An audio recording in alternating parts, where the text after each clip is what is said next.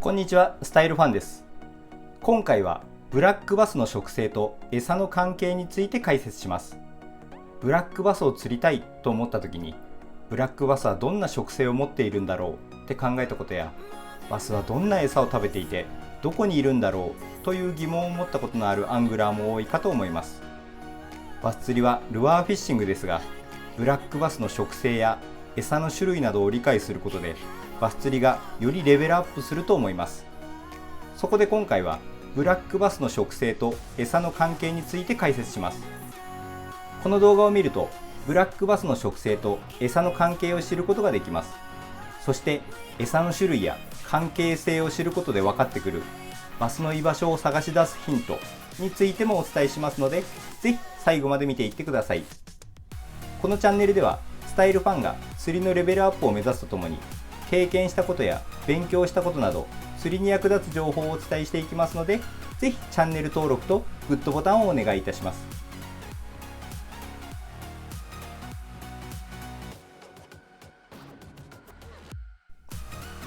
はじめにブラックバスの食性と餌の関係を理解することはバス釣りをする上でとても大切ということについてお伝えします。ブラックバスの食べている餌を知ることでバスのいる場所がある程度予測することができます。なぜならバスをはじめとするフィッシュイーターは自分が食べる餌がいる場所にいるからです。逆に言えば餌がいないような場所ではバスがいる確率も少なくなってきてしまいます。ではブラックバスはどんな食性を持っていてどんな餌を食べるんでしょうか。ブラックバスは生まれて間もない頃は動物性のプランクトンなどを食べています。そして大きくなるにつれて他の魚の稚魚や小さなエビなどの甲殻類を食べるようになります。さらに大きくなるとワカサギやオイカワなどの成魚やザリガニなどの餌を食べるようになります。ブラックバスは大きくなるにつれて食性が変化していくんです。そしてバスは大きくなればなるほど大きな餌を食べる傾向は強くなってきます。大きな体を維持するには大きな餌を食べる方が効率はいいですからね。僕は小さい頃に50センチほどの大きなバスが水面で弱った25センチから30センチはある船に何度も噛みついているところを見ました。大きなバスはこんな大きなベイトも襲うんだと驚いたのを覚えています。バス釣りを始めた頃は小さなルアーの方が釣れると思っていましたが、この経験から大きなルアーの可能性を知り、バス釣りがさらに楽しくなりました。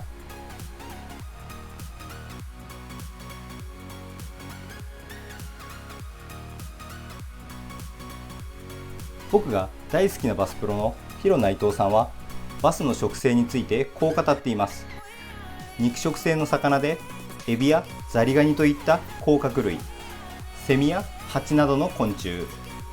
カエルやイモリなどの両生類、コバスを含む魚類、場合によってはアヒルのヒナなど鳥類やネズミなどの哺乳類までをも捕食すると本の中で語っています。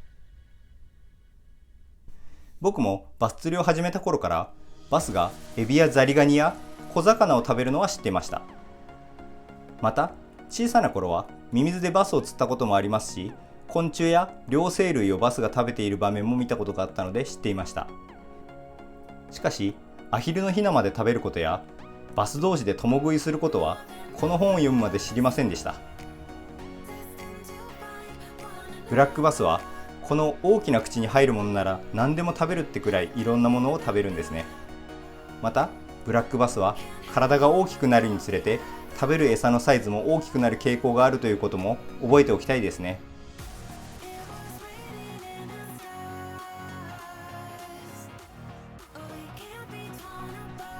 ブラックバスがいろいろな餌を食べることが分かると、釣り場で疑問になってくるのは、いろいろある餌の中からバスは今何を食べているんだろうという疑問だと思います。今メインで食べている餌が分かれば効率よくバスを探して釣ることができるかもしれません。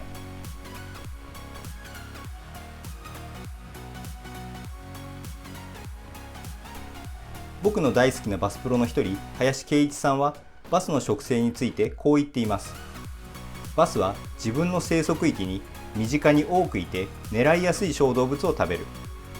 最も手頃で効率よく食べられるものを選んでいるのですと本の中で伝えています。ブラックバスが生息するフィールドは様々で、そこにいる餌も変わってきます。フィールドや季節によってバスが好む餌は変化していくということを頭に入れておく必要があります。そしてバス釣りをするときは、このフィールドで今どんな餌がバスにとって一番食べやすい餌なのかを考えることが大切なんですね。皆さんが行かれるフィールドには甲殻類が多いのか、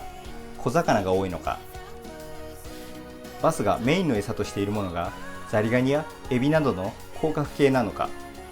小魚などのベイトフィッシュ系なのかでも、バスの居場所や食性を意識した時の釣り方は変わってきますし、小魚の種類はブルーギルなのか、ワカサギなのか、オイカワなのか、アユなのかといったベイトフィッシュの種類によってもいる場所やレンジが変わってきます。フィールドや水域、季節などによってベイトフィッシュとなる小魚の種類は変わっていくと考えられます。ザリガニをイメージしたルアーで釣れることが多かった水域でも、季節によってはワカサギを頻繁に追っているのを確認できたりします。このようにブラックバスは自分が住んでいるフィールドの中で効率よく食べられる餌を季節などの変化によって変えているので、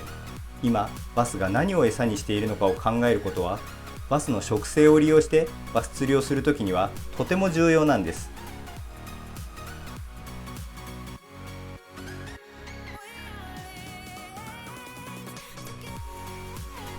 バスの餌が分かってきたら、その餌となるベイトがどこにいるのかを考えることが大切です。この時に重要なことがあります。それは餌となるベイトの餌がどこにいるのかを考えることです。なぜならベイトも餌を求めて移動します。そしてベイトの餌となるものがいるところがベイトの居場所になり、バスの居場所になるからです。そんな小魚の餌となるものが動物性のプランクトンです。しかし動物性のプランクトンがどこにいるのかって考えると意外と難しいですよね。もう少し考えると、動物性プランクトンの餌となるものが植物性プランクトンなんです。この植物プランクトンのいる場所を見つけられると、バスもいる確率は高くなります。そしてこの植物プランクトンは光合成が必要になるため、太陽光の届く深さの場所で増えます。太陽光はクリアウォーターとマッティウォーターでは届く深さが違うことについて他の動画でもお伝えしています。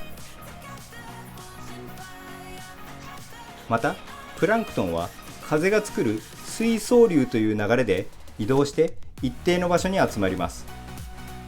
そしてそこにベイトも集まり、バスも集まってくるんです。このことについても他の動画で詳しく説明しています。このように太陽光の届く場所や風によってプランクトンが集まる場所を探せると、バスに出会える確率は高くなります。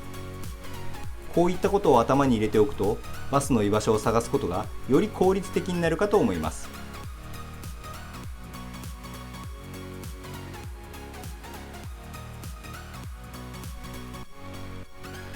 ブラックバスを釣るためには、ブラックバスがどんな餌を食べるかを知り、フィールドの中で今何を食べているのかを考え、その餌がどこにいて、そしてバスがどこにいるのかを見つけることがものすごい重要なことなんです。僕もまだまだ勉強中ですが、考えながらバスフィッシングをしていくと楽しいですし、バスが釣れる確率も少しだけ高くなってきたかと思います。皆さんもいろいろなことを知って、より深いバスフィッシングを楽しんでください。このチャンネルでは釣りに役立つ情報をこれからもお伝えしていきます。今回の動画が良かったらチャンネル登録をお願いいたします。それでは良い釣りを。スタイルファンでした。